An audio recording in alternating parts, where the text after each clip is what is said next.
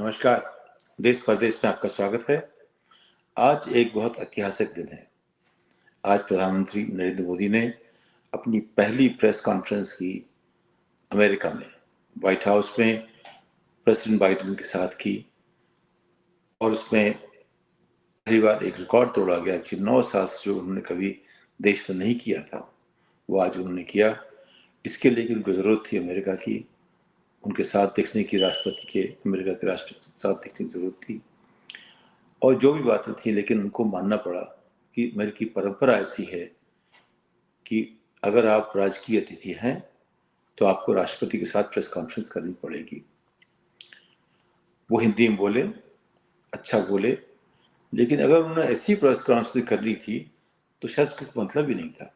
जो पूछा गया उनसे, जो अमेरिकन संवाददाता ने पूछा कि आपके यहाँ जो सवाल, मोटे सवाल क्या है कि माइनॉरिटीज़ के साथ अन्याय हो रहा है, अखबारों की स्वायत्तता चली जा रही है, आपकी जो और तमाम जो संस्थान हैं उनमें उनके जो मतलब थे वो ख़त्म होते जा रहे हैं, और सब कुछ एग्जेक्टिव हो गया है, वायलेंस बढ़ गया है, सब।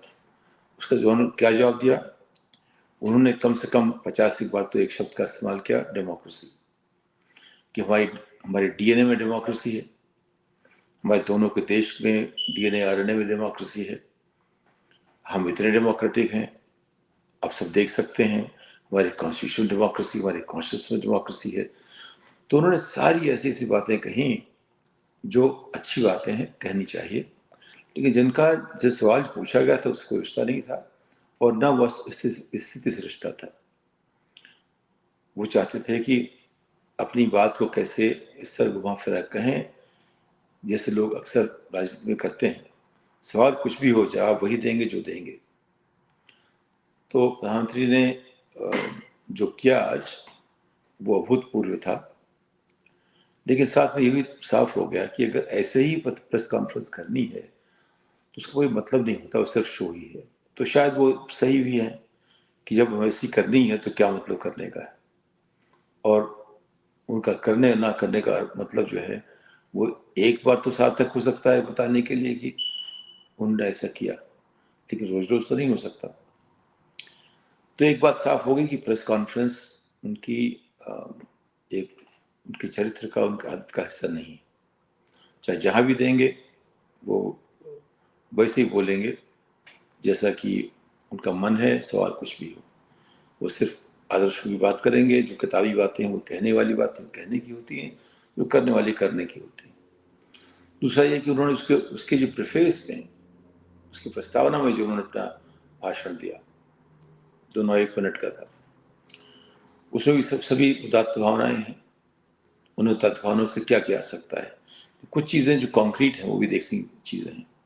जैसे सबसे बड़ी बात हुई कि जीई एक इंजन बनाएगा भारत में, 414, लेकिन उसकी तकनीक जो है 50 साल पुरानी है। उससे हम सामरिक जो है एक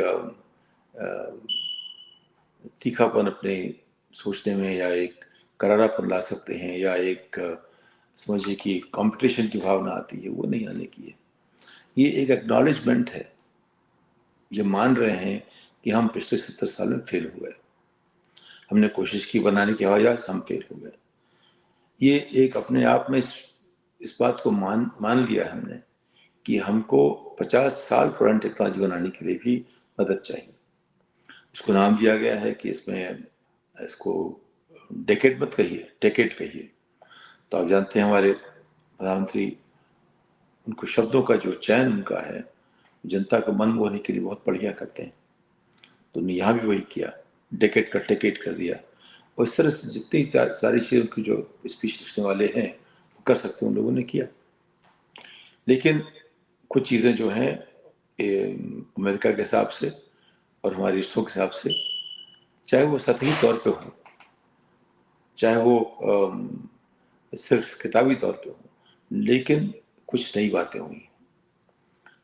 ये जी का जन्म बनाना अपने आप में, चाहे 50 साल बाद ही बनाया पड़े, एक महत्वपूर्ण बात इसलिए है कि इससे हम हमेशा पीछे रहेंगे, ये तय हो गया, और हम एक्नॉलेज नहीं करेंगे कि हम आगे बढ़ना चाहते हैं। मेरा मानना है कि अगर आप चाहें, सरकार चाहे, देश चाहे, तो 20 बरस में हम कहीं आगे जा सकते हैं, जो दुनिया की टेक्नोलॉजी उससे भी।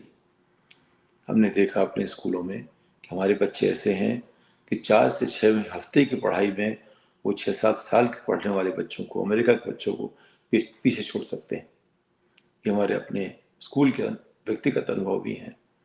और ये मैं हमेशा से कहता रहा हूँ कि टैलेंट की कमी नहीं है, टैलेंट को एक पोषण देने की, नर्चर करने की उसकी कमी है, और वहाँ हम उसको मानना नहीं चाहते।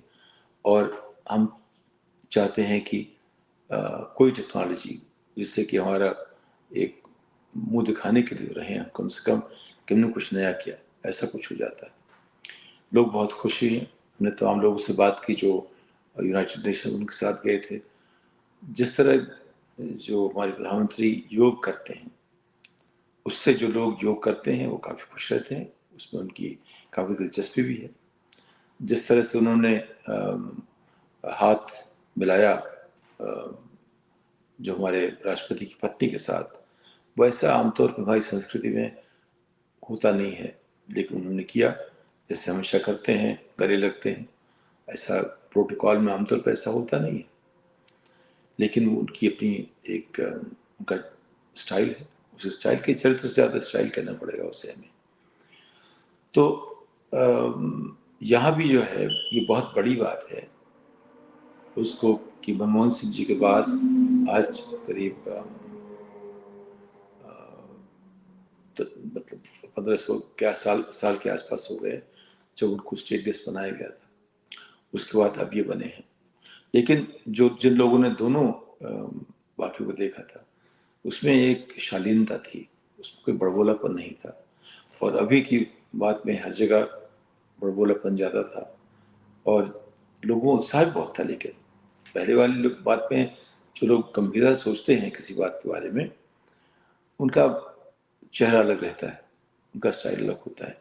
इस बार जो है मोदी उत्साह पैदा कर लेते हैं, लेकिन ये कहना बहुत बड़ी भीड़ उनको मिलने के लिए ऐसा नहीं है।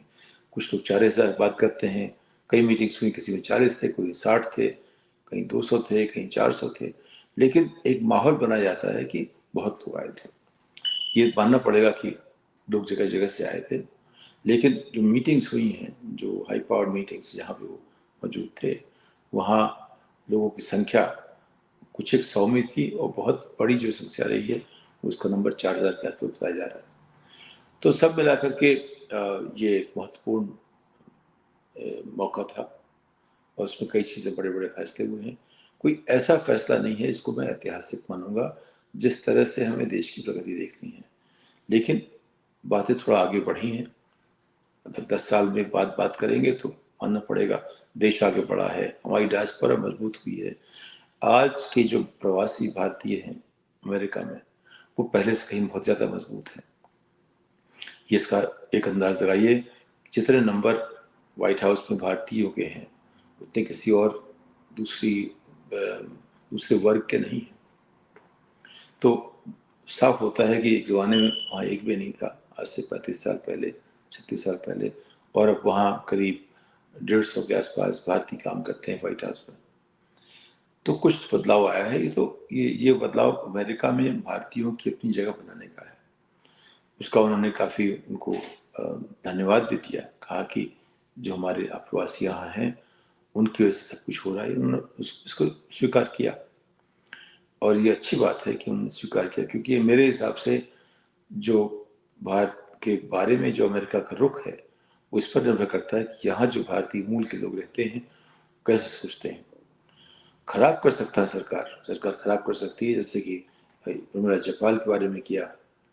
अगर वो हमारा विदेश मंत्री कहता है जिस देश के यहाँ जा रहे हैं, जो हमारे मेज़बान हैं, उनसे अगर हम कहते हैं कि आप कई आदमी से नहीं मिलूंगा, उनसे नहीं मिलूंगा, तो उसका क्या मतलब हुआ? उससे क्या ये डिप्लोमेसी कहलाती है, क्या ये हठधर्मी कहलाती है? और लेकिन हमारे विदेश मंत्री ने ऐसा किया, और सबको लगता है कि जो ज़मीन बनाई थी हमारे प्रवासी भारतीयों ने, उसमें कहीं उससे थोड़ी सी दरार पड़ी है। ज़रूर है कि जो गोदी मीडिया है, जो ट्रोल आर्मी है, वो लग गई है प्रमिला जयपाल के पीछे बनस्पत की, विदेश मंत्री के पीछे। तो उसकी वजह यह है कि यहाँ पे एक छोटा सा तबका है जो भारतीय ओवरसीज बीजेपी के साथ काम करता है, हिंदुत्व की बातें करता है। वो तबका हमेशा कोशिश करता है कि जो भी इशारा मिले उस पर चला जाए, सच झूठ की बात कोई देखने की कोशिश नहीं करता। तो सब मिला के जो उनकी यात्रा है हमारे प्रधानमंत्री की, मैं उसे सफल मानूंगा एक हद पे कि जो वो चाहते हैं उस सब सफल है। लेकिन ये देखिए कि ये वर्ष बाइडेन के लिए भी चुनाव का वर्ष है, मोदी के लिए चुनाव का वर्ष है। दोनों चुनाव की तैयारी कर रहे हैं। ये इसको बाइडेन कैसे दिखाते हैं, जो यहाँ का प्रवासी भारतीय समुदाय है, और कैसे जो हमारा ट्रोल आर्मी है, गोदी मीडिया है, देश में इस बात को फैलाता है, ये तय करेगा इसका इफेक्ट क्या होता है। लेकिन ये चुनावी मुलाकात थी या है, चल रही है अभी, और इसके पीछे जो है वो बहुत ठोस, जो मेरे हिसाब से नहीं हुए हैं, लेकिन गोटी कुछ थोड़ा आगे बढ़ी है, इसमें भी थोड़ा नहीं है। तो सब मिला करके जो तमाम लोग मिले हैं हमारे प्रधानमंत्री से भारतीय मूल के, वो सब काफ़ी खुश हैं। उनकी खुश मिजाजी से एक माहौल बनाने के लिए उनका धन्यवाद करते हैं, सब लोग तारीफ करते हैं। लेकिन जो असल में देखें आप, तो ये जो है मौका कुछ और बड़े काम करने का था। फिर भी अभी जो भी हुआ है वो पहले का जो रास्ता था उस रास्ते में तो हम और आगे बढ़े हैं। लेकिन इसलिए नहीं कि प्रधानमंत्री हमारे यहाँ आए उस तमाम बातें की, इसलिए यहाँ का डायस्पोरा बहुत मजबूत है। वो चाहता है कि भारत तरक्की हो, वो चाहता है कि भारत और अमेरिका के संबंध जितने अच्छे हो सके वो रहें, और देश जो है जिस स्थिति में भी है उससे कहीं आगे जाए, तकनीकी में, विज्ञान में, तमाम चीज़ों में। और अभी कल की उनकी मुलाकात बाकी है, उसके बाद एक और हम आपसे बातचीत करेंगे। लेकिन अभी तक जो भी हुआ है उसमें एक बहुत बड़ी बात जो है, उन्होंने कम से कम प्रेस के सामने बोलने की कोशिश तो की। इस बात के साथ आपसे विदा लेता हूँ। धन्यवाद।